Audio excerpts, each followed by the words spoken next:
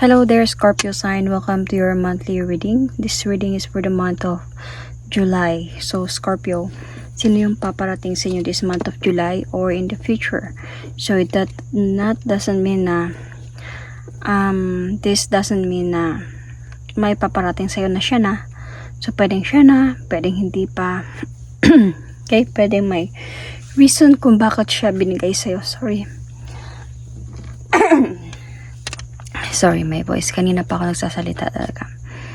And anyway, so this is for Scorpio, Sun, Moon, Rising, Venus. So, Scorpio sign.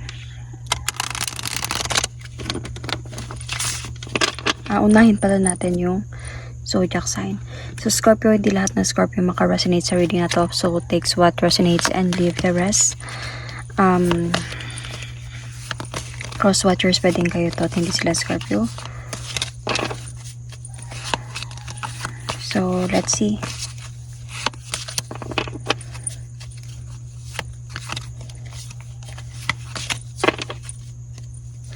Or either I should say that cross watchers, pwedeng kayo nanonood nito. Pwedeng kayo yung lalabas dito. Yeah, yun pala yun. So, anyway, check your placement, guys.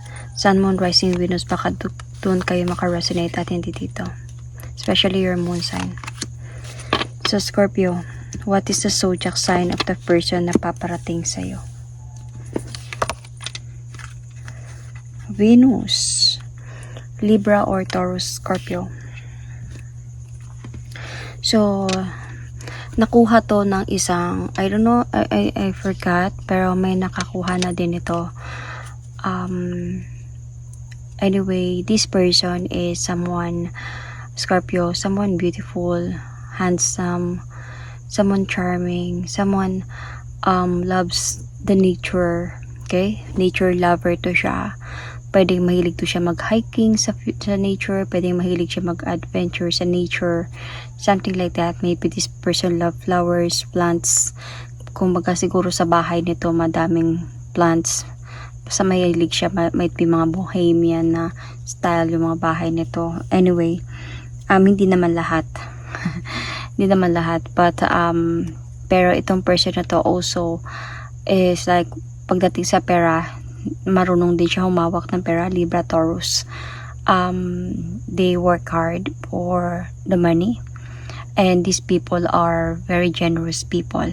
Okay? Or this person is a generous person. So, pagdating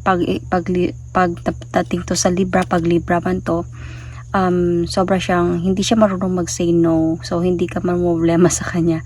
Lalo na pag mahal ka talaga niya, this person always be there for you. Always, because Libra is all about relationship. So, wala kang magiging problema kay Libra pagdating sa relationship pag mahal ka talaga ng isang Libra. Okay? So, and pagdating naman sa point na may gusto kang gawin, so, or may gusto kang gawin niya, sabihan mo lang siya, gagawin niya to para sa'yo kung mahal ka din niya. Okay? Ganun siya na tao. Pero may pagkaano siya, hindi siya pagdating sa bahay, pagdating sa mga, minsan tinatamad din siyang gumalaw. Hindi naman siya tamad, pero minsan tumatamad talaga siyang gumalaw. Minsan this person just like to stay at home or just like to lie down. Sometimes parang nagre-recharge lang ng kanyang energy. Kumbaga minsan hindi siya yung katulad ng iba na hindi pwedeng hindi gumalaw sa bahay. Siya sometimes okay lang sa kanya kung hindi siya gagalaw. Minsan pag gagalaw din to siya, example, pag maglilinis to siya ng bahay, lahat ng bahay lilinisin niya. Ganon siya pag kumalaw. Halos hindi siya pwedeng isang sulok lang, hindi siya pwedeng nasa sala lang, lahat madadamay lahat, so malilinis niya lahat. Ganon siya pag gumalaw. Kaya pag minsan din pag gusto niya din mag-relax lang din talaga yan siya. So ganon siya na tao. Okay? So, tingnan natin ngayon yung gender. Pagdating naman sa ugali, wala akong nakikitang problema, pero matigas lang yung ulo niya. At saka ayaw niya yun, sinasabihan siya. Kasi parang para sa kanya, alam ko yung ginagawa ko. This person also knows how to give advice, lalo na pagdating pag Libra to. So, Scorpio, ano yung gender? Oh, Queen. So, if you're a Scorpio woman looking for a looking for a man, so ito is a man, pero this person is a feminism. May feminism sa kanya. Marunong siya mag-alaga ng bata, marunong siya maging nanay, kumbaga. Marunong siya maglaba, marunong siya magluto, maglinis ng bahay, walang problema sa kanya. And yeah, yung sabi ko kanina na very family oriented and homebody to siya na tao. So this person is also a bit of emotional but lovable. Mapagpatawad talaga to na tao. So this person sweet and a bit of clingy, pero medyo clingy siya pero sweet siya kahit papano. So you as a Scorpio, wala ka magiging problema sa kanya. Pag ikaw si Scorpio are jealous people and you want to control this, lalo na pag Libra to siya, tapos mahal ka niya, wala lang magiging problema sa kanya yun. Gusto niya yung ganon, yung magiging concern ka kay Libra, magiging always ka nandyan para sa kanya, always tell her where she is or where he is right now, ganyan. So if you're also Scorpio, like kung Taurus naman to siya, well, kay Taurus medyo okay lang din naman, hindi naman kayo totally like hindi kayo compatible, hindi lang kayo highly compatible, pero magkakaintindihan pa din kayong dalawa. Okay, so tignan na natin ngayon yung oracle card.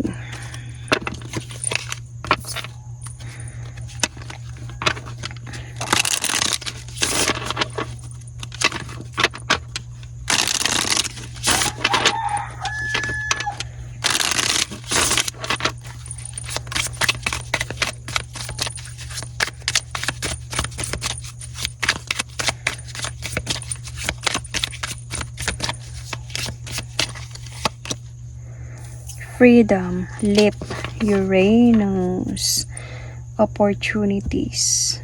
I forgot kung ano yung ng Uranus.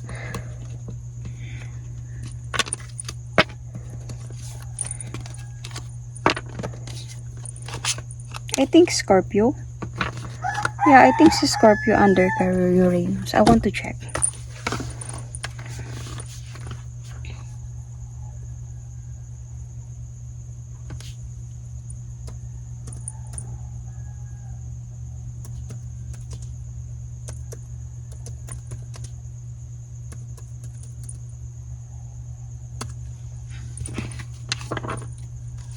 Yeah.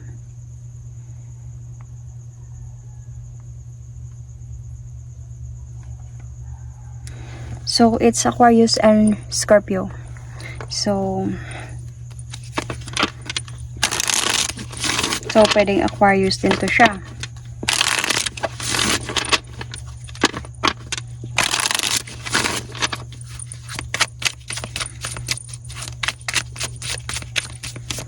Itong tao na to is somehow an ambivert na tao. Ambivert meaning pwede siyang sa crowd, pwede din siyang mag-isa lang. Walang problema sa kanya mag-isa. Wala din problema sa kanya if nasa crowd siya. Ambivert. Wish, hope, praying, yearning. Let's see.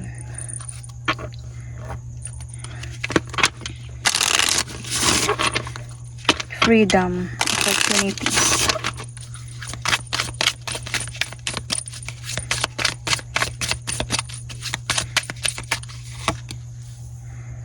Ghosted, disappearing, ho.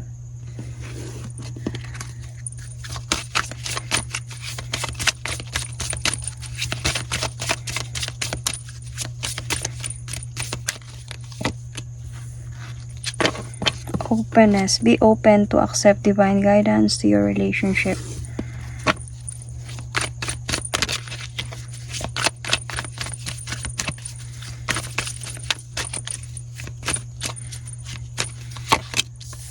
Patience. Some things still need to dealt with this connection to manifest. Kasi andito nga siya that this person right now siguro is on the process of healing. Kumbaga, siguro meron siyang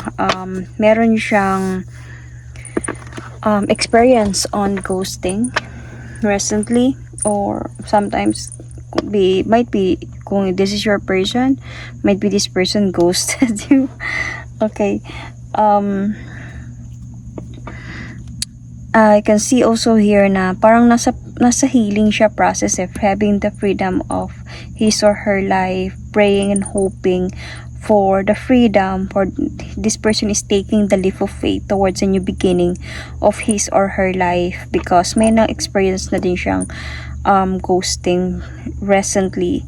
Then be open and accept divine guidance in your relationship. Wala naman siyang problema, open naman siya na tao, marunong siya, kasi pag Libra to ganun talaga.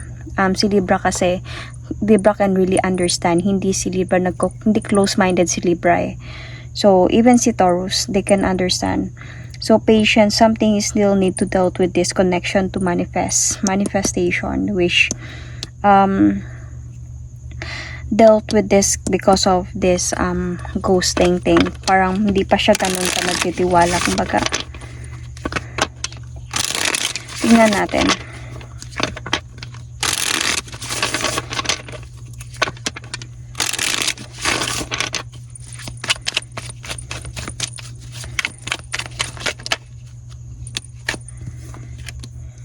This person is very feminine side. Kung bakla to siya, if you're a man looking for gay, sobrang feminine to, maganda to na bakla.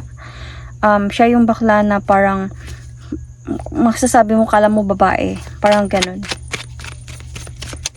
So kung if you're gay also looking for a man, so baka hindi siya straight, syempre may BBI siya, ganun. May pagka-feminism din sa kanya. So if you're a woman looking for a man, so yun na nga sabi ko, straight naman siya, pero makikita mo sa mukha niya yung beauty of nature. Beauty na siya na tao, and ang parang kumbaga maalaga sa sarili, and nakita ko dito na malinis sa bahay, and marunong magluto, maalaga sa tao, marunong mag-alaga ng bata, kumbaga basta ganun siya na lalaki. So wala kang magiging problema. Kaya lang sometimes talaga matigas din talaga yung ulo niya. Minsan pag sasabihin niya sa'yo na hindi talaga. May ganun siyang pagkatao, pero minsan din naman pag maganda yung mood niya, pwede lang, this person will not going to say no to you, something ganyan. Pero sometimes gusto niya lang talaga mapag-isa. Siya yung tao na minsan loner siya. Minsan naman okay lang sa kanya magkalubilo. So trip niya yun. Okay? So anyway, I can sense that this is an ex. So I think this is an ex, and etong person na to might be nandun siya sa point of wanting to have a new beginning or changes in his or her life. Okay, whether you are a man or you are a woman, this person wanted to have changes in his or her life, and siguro nandito siya sa point of something is still need to dealt with for this connection to manifest, dahil sa feeling ko meron ng siguro on your part, on his part, meron ng mga nalalaman, alam na kung ano yung nangyari before, may ghosting na nangyari siguro sa inyo dito, and kaya humantong sa separation, si heartbroken, separation, ending, somebody walk away calmly in a situation, and dahil siguro sa nagmahal siya ng iba, or baka nagmahal ka ng iba. Okay, so pwede itong vice versa, Scorpio. pwedeng ikaw Scorpio yung may nagawa din dito. Okay, so could be this is for the cross watchers of the Scorpio signs. So kasi nandito sa kanya yung freedom but parang he or she wanted to have freedom this time, and manifesting and hoping and yearning for freedom, taking the leap of faith, but open pa din siya sa divine guidance sa pagdating sa relationship.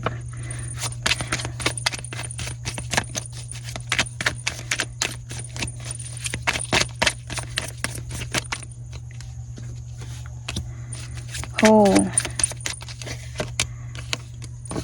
So I think Scorpio, this is really an ex na babalik sa'yo or magpaparamdam ulit sa'yo, or baka ikaw yung magpaparamdam ulit sa kanya this July or in the future, Scorpio. Honestly, ang nararamdaman niya dito sa'yo is still parang unclear, not sure, kumbaga. Pero happy siya. Siguro kung mag-meet kayo ulit nito, mag-encounter kayo ulit, happy siya, mararamdaman niya yung happiness. But the thing here is, may isip niya din yung parang, andun na siya papunta na siya doon sa changes na buhay niya. Kaya, she or he is already taking the leap of faith here and wishing for, hoping for a freedom in his or her life. But when you you came into her or his life once again, or could be nagkita kayo ulit, nabuhayan siya. Mayroon tong isang sign parang same ganito, pero hindi pa din sa kanya, parang para sa kanya yung feeling niya dito, parang hindi pa din clear wala pa din talagang plan, kumbaga. Example, wala pa din talagang sobrang plan na to come back to you. Siguro wala pa talagang ganun na plano na magkipagbalikan. Siguro andun lang sa point na nabuhayan lang siya, na parang bumalik yung memories, yung bonding ninyo. Parang gusto niya, siguro nagkita kayo nito and parang siguro nabalik lang yung mga nakaraan, kumbaga. Pero nakaramdam siya na parang hindi siya nakatulog nung nakita ka niya. So na-miss ka niya nung nakita ka niya. Siguro akala niya naka-move on na siya, akala niya okay na siya dahil nandun na siya sa point of having his or her freedom here. Pero nung nakita ka niya, parang biglang hindi siya nakatulog sa gabi, thinking about you and missing your memories, you know. Na-confuse siya bigla dito sa nararamdaman niya. Okay, so kasi dati nagdesisyon talaga siya na hindi na, or baka siya talaga yung nang-go sa'yo at nakapag-desisyon siya na hindi na.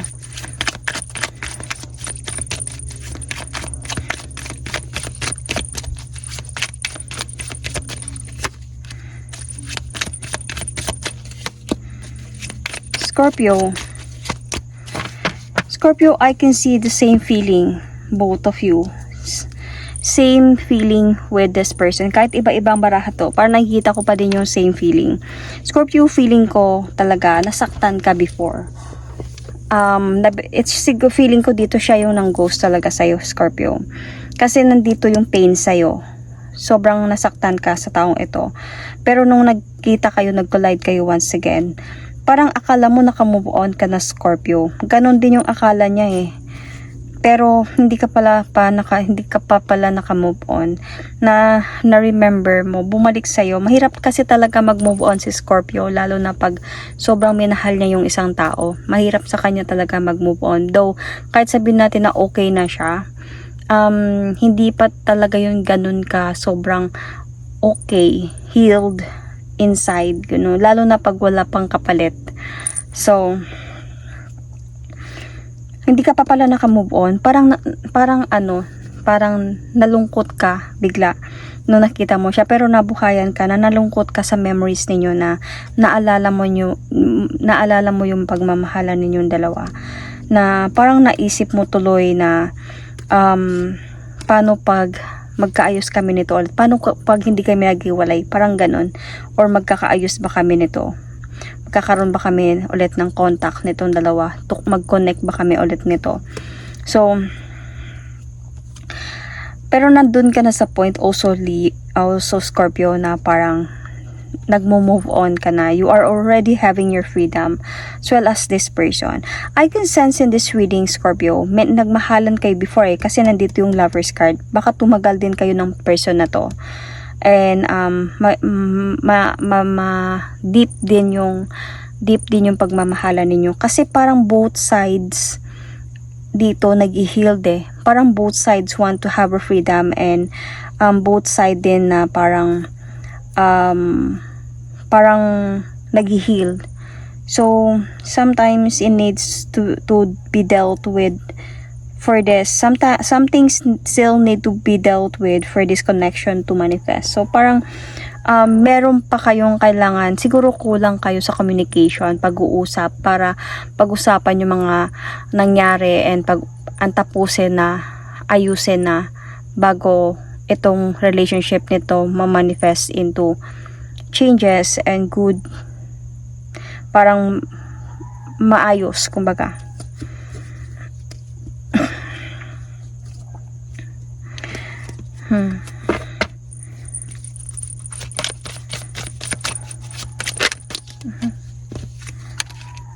So yeah, I can see communication na pwede mangyari sa inyo, Scorpio. Even baka nga magkakaroon pa to ng new beginning Kasi bakit? Baka feeling ko maipaglalaban pa yung connection nito. Kasi pareho kayong hindi nakakatulog sa gabi nung nagkita kayong dalawa ulit. Or nagkausap kayong dalawa ulit. Pareho ninyong na-miss yung isa't isa. So, pareho kayong na-confuse sa mga nararamdaman nyo. Pareho kayong na-excite sa pagkikita nyo. So, pareho din kayong parang bakit nararamdaman ko to? Bakit parang hindi malabo to? Parang ganun. So, there is a possibility of connection here sa inyo. Might be twin flame connection, could be. And there is a possibility also sa pag-aayos kasi nandito yung Ace of Pentacles.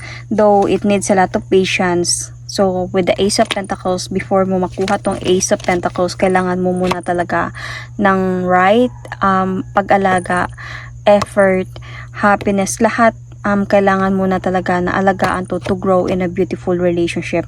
Gaya ng patience, it needs a lot of patience para makuha tong new beginning na to. So, pero there's still hope sa inyong dalawa that pwedeng magkabalikan pa kayo.